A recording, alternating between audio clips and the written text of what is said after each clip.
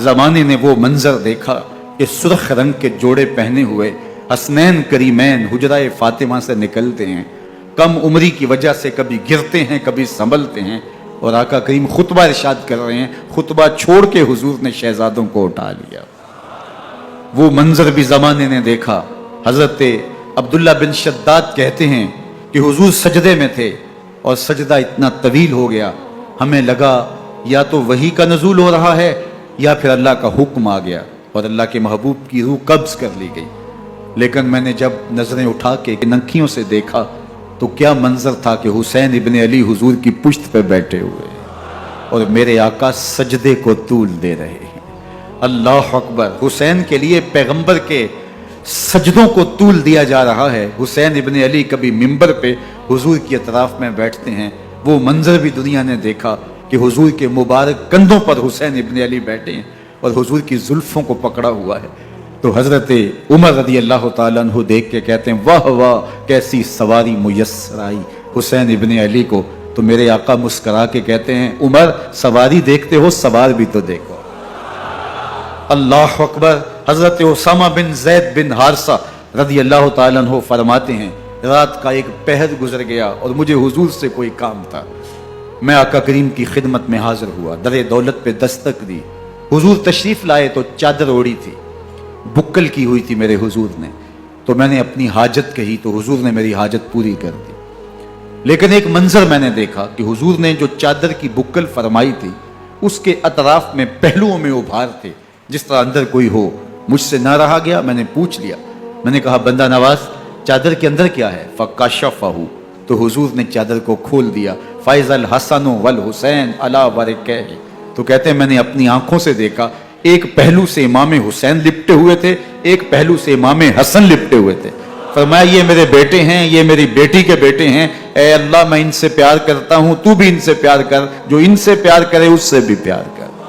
ان کی محبت کا درس دیا، ان کے پیار کا سبق پڑھایا، کہا ان سے پیار کرنے والا میرے سے پیار کرنے والا ہے، ان سے بغض رکھنے والا میرے سے بغض رکھنے والا ہے۔ ان کی تکلیف حضور کو بے چین کر دیتی تھی۔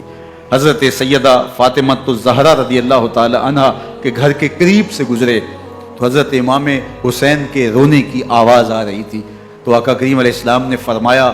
کہ فاطمہ حسین کو چپ کرواؤ، الا تعلمی ان بقاءہ یؤذینی، تو جانتی نہیں حسین کا رونا مجھے دکھ دیتا ہے۔ حسین ابن علی کو حضور رونے نہیں دیتے تھے، ان کو دکھی نہیں ہونے دیتے تھے، کیونکہ رسول اللہ صلی اللہ علیہ وسلم جانتے تھے کہ یہ کتنے دکھ سہے گا، کتنی تکلیفوں سے گزرے گا اور کتنے مصائب سہے گا۔ زمانے نے وہ گھڑیاں بھی دیکھی کہ حضرت حذیفہ بن یمان رضی اللہ تعالیٰ عنہ فرماتے ہیں کہ میں حضور کی خدمت میں نماز مغرب کی ادائیگی کے لیے حاضر ہوا، اور میں نے یہ اجازت خاص طور پہ اپنی ماں سے اس شرط پہ لی تھی کہ امی آپ مجھے اجازت دیں، میں حضور کی خدمت میں حاضر ہوتا ہوں، مغرب کی نماز بھی ادا کروں گا اور پھر حضور سے عرض کروں گا حضور میرے لیے اور میری ماں کے لیے بخشش کی دعا کر دیجئے۔ ماں نے اس شرط پہ اجازت دے دی اور میں حضور کی خدمت میں آ گیا، نماز مغرب ادا کی، سلام پھرا، تو میرے دل میں آرزو تھی میں حضور سے عرض کروں حضور میرے لیے اور میری ماں کے لیے مغفرت کی بخشش کی دعا کر دیں، لیکن حضور عبادات میں ذکر میں نوافل میں ایسے مشغول ہوئے کہ میں آرزو رکھنے کے باوجود بھی عرض نہ کر سکا۔ خیر نماز عشاء کا وقت ہوا، اذان پکاری گئی، حضور مصلی پہ آئے، نماز پڑھی، سلام پھرا، تو میرے دل میں پھر خیال آیا کہ ماں سے ایک نماز کی چھٹی لی تھی، نمازیں بھی دو ہو گئیں، ماں نے جاتے پوچھنا ہے حضور سے میرے لیے اور اپنے لیے مغفرت کی بخشش کی دعا کروائی تھی تو کیا جواب دوں گا؟ اور حضور اٹھے اور کاشانہ اقدس کی طرف چل دیے۔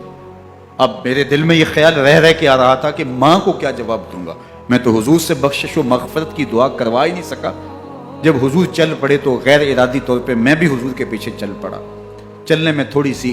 رفتار تیز ہو گئی جس سے قدموں کی آہٹ پیدا ہوئی،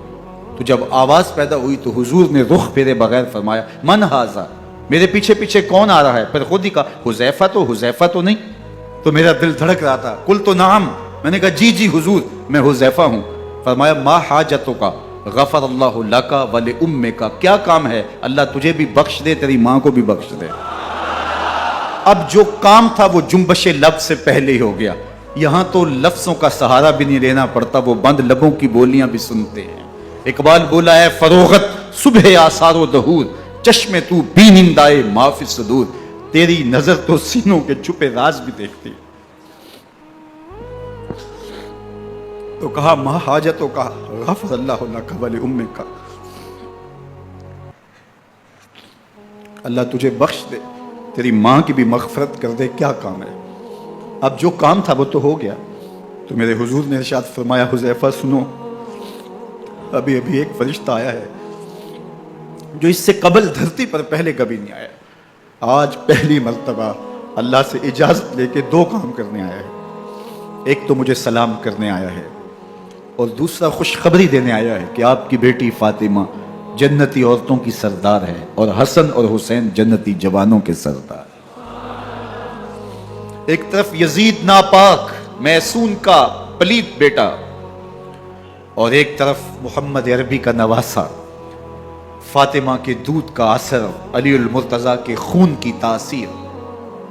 رسول اللہ صلی اللہ علیہ وسلم کے کندھوں پہ بیٹھنے والا۔ ایک دن حضور نے امام حسین رضی اللہ تعالیٰ عنہ کے ہاتھ پکڑ لیے اور ان کے پاؤں اپنے پاؤں پہ رکھے اور پھر فرمایا بیٹے آگے بڑھو، اور ان کے پاؤں حضور کی پنڈلیوں پہ آئے، پھر کہا بیٹے اور آگے بڑھو، حتیٰ کہ ان کے پاؤں حضور کی رانوں پہ آئے، پھر فرمایا بیٹا اور آگے بڑھو، تو ان کے پاؤں حضور کے مبارک بطن اقدس پہ آئے،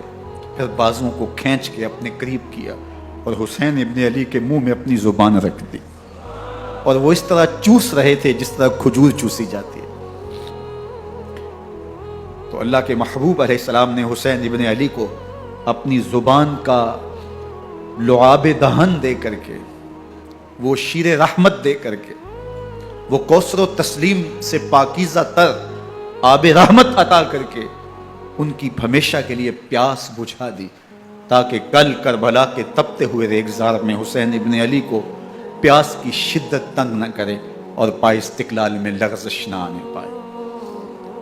ان نازوں سے پالے ہوئے حسین کو، ان محبتوں سے پالے ہوئے حسین ابن علی کو امتحان بھی اتنے بڑے درپیش تھے۔ یاری تیری سونا پر ازمیشاں تیریاں اگ، سونا پرکھیا جاندہ ہے نال اگاں دے لگ۔ جتنا بڑا شخص ہوتا ہے اتنی آزمائشیں بھی بڑی ہوتی ہیں۔ پیغمبر رحمت کی آغوش میں کھیلنے والا، حجرہ فاطمہ کا جانشین، مصلی رسول کا وارث، منبر رسول صلی اللہ علیہ وآلہ وسلم پر حضور کے مبارک پہلو اور گود میں بیٹھنے والا حسین، حضور کی زبان چوسنے والا حسین، حضور کے کندھوں پہ سواری کرنے والا حسین، آقا کریم علیہ الصلوۃ والسلام کے مبارک سجدے کی حالت کے اندر حضور کی پشت پہ کھیلنے والا حسین، جس حسین کا دروازہ مسجد نبوی کے اندر کھلتا تھا۔